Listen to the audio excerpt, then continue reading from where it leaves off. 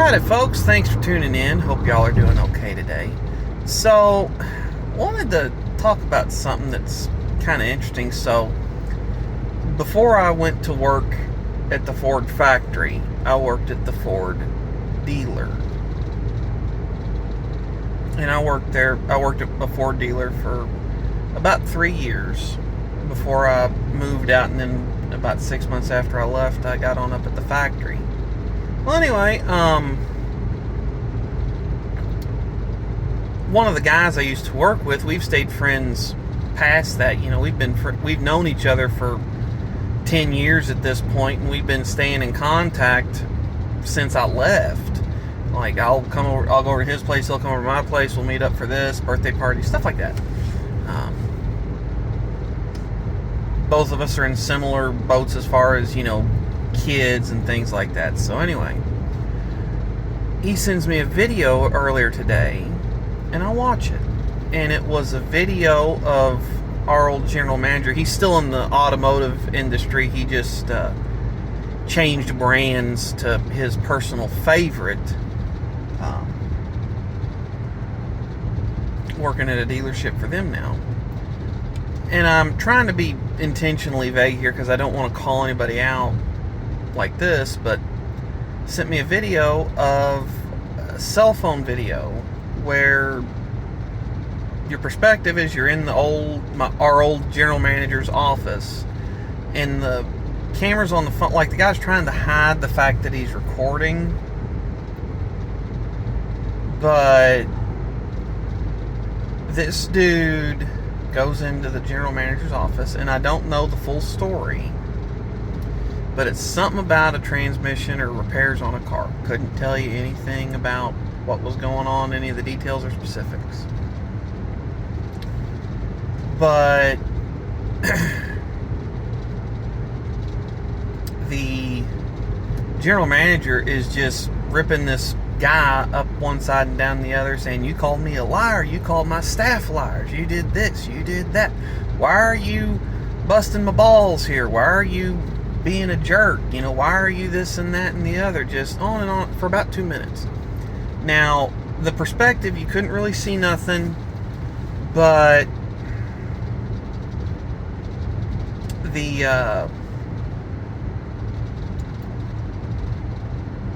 you could hear stuff kind of hitting his desk or hitting somewhere on his desk or something. I couldn't tell you what because I couldn't see nothing, and I'm trying to be honest here, but you could hear that. And I watched the video twice listening to it, and I was just floored at the way that this guy was acting. I mean, when I was there, I'll admit he was high strung, and it took me several months to figure out exactly how to handle his personality.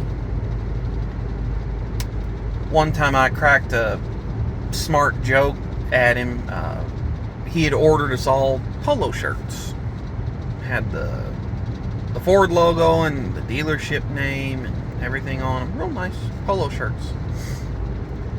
And I just hadn't done laundry. I don't know what, but I put on a nice dress shirt and khaki pants. Looked very presentable. And this particular day, I ended up getting there ahead of this manager. And he walks in, and good morning, getting his cup of coffee, good morning. And he's like, "Where's your polo shirt?" And I said, "Well, probably the same place that yours is." Because he didn't wear his either. And that kind of got him ripping me a little bit. And I'm just, no, yes, no, yes, no, yes. Get him out of my hair. Well, about an hour later, I had to go into his office over something completely unrelated to this. And I'm getting him to sign off on a this or that. I don't remember what it was, not important for the story. And he said, and I made the remark, I said, I was just messing with you about that. And he's clicking away on the screen doing something. He goes, "Oh, I know, because you're still here." I said, "Fair." Well, so I know he's high strung. I know he's got no build to anger. It's just, perfectly calm and then on. Well, anyway, he watch this video, and he's ripping this poor guy. I click on it because it was posted to Facebook, and I find out that the person in question is a customer.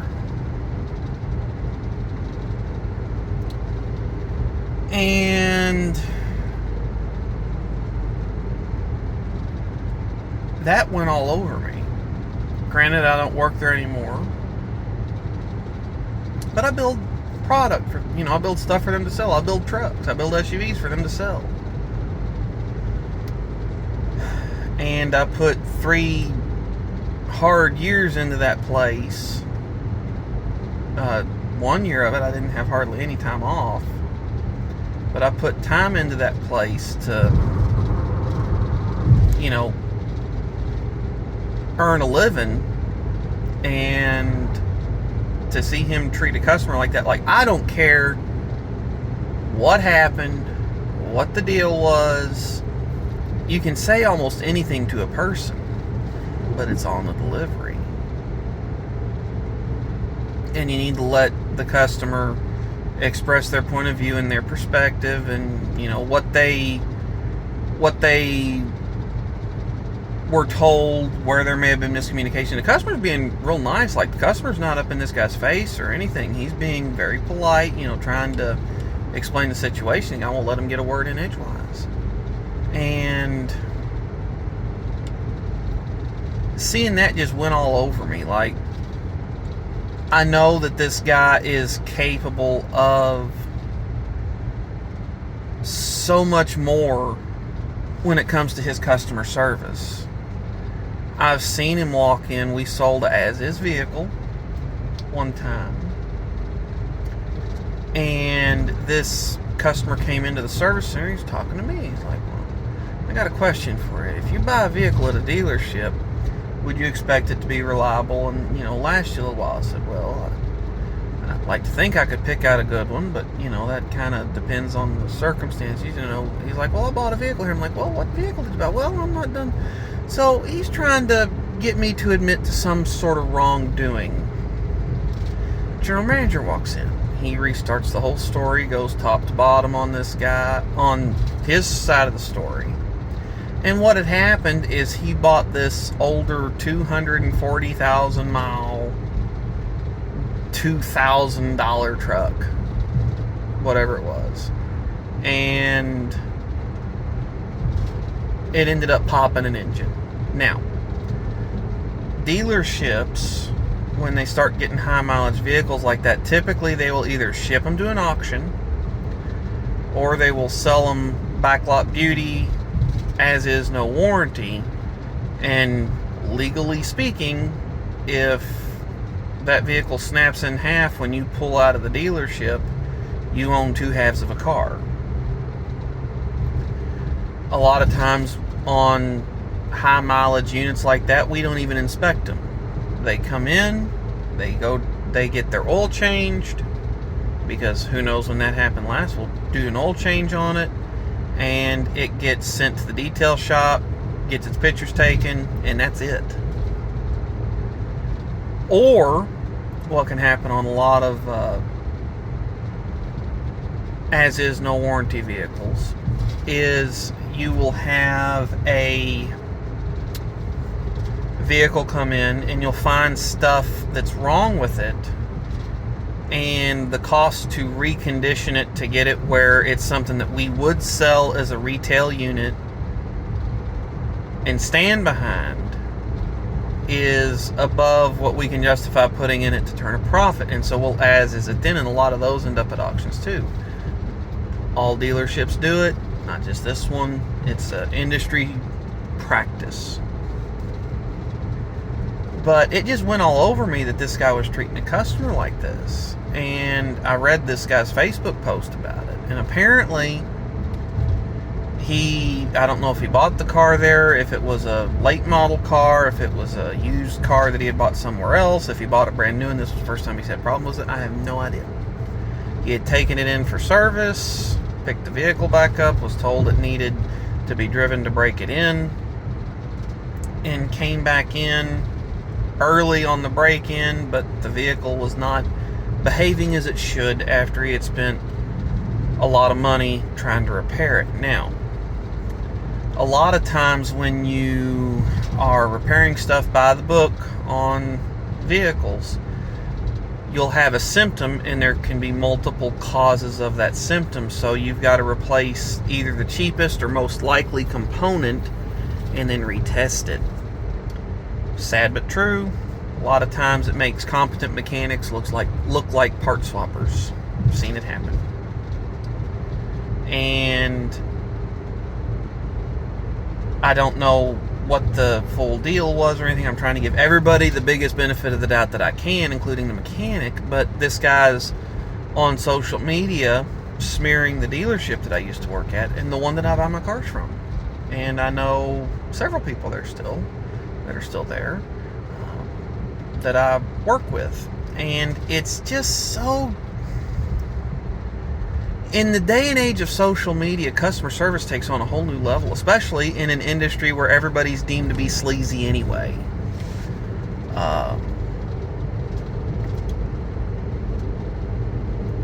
The thing is, rewind 20 years or so, before internet shopping and Google Yelp reviews and everything else, I could stop my immediate friends from going to this or that car lot, or I could get anyone that was looking at a newer used car of that brand to go there based on what I said about them. Because, hey, went there, good experience, had a problem, they took care of me, no muss, no fuss, great people to work with. I could do that. Or, hey, this guy treated me like trash, I wouldn't go back there again. If they knocked $1,000 under sticker, I wouldn't put up with them just for that reason. I could do that. But in social media age, everyone's reach is so much more expanded. And so not only can I get my circle of friends to question whether they should do business with this place or commit to doing business with this place, but I can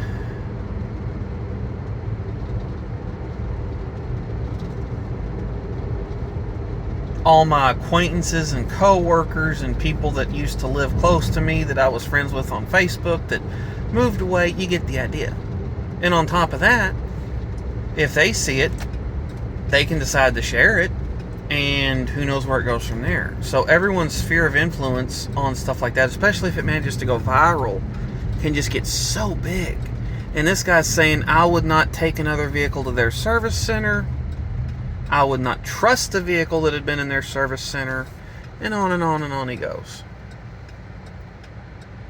So I feel sorry for the customer, because whether the dealership did everything right or not, which I believe they did because I know the way that they did business when I was there, under the same general management, same owners, they always prided themselves on doing the right thing above the profitable thing.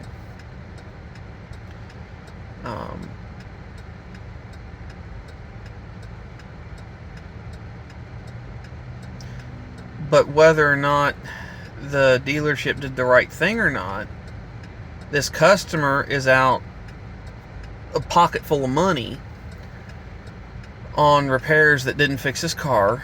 He's still got a apparently persisting or even worse issue than he did before. And on top of that, he's getting ripped up one side and down the other by this sales manager, or by this general manager, over an issue that the guy, even if he abused his car and broke it, doesn't want the issue because he's out of car right now. And he's being talked down to and demeaned and treated like crap. So it's just frustrating to see something that I put work and effort into making successful, and that I still refer people to, and that I get a lot of service work done at, and that I bought my past 5 cars from. To see the general manager act like that to a customer just blows my mind. That's what I got on this one, folks. Thanks for tuning in. I'll catch y'all next time.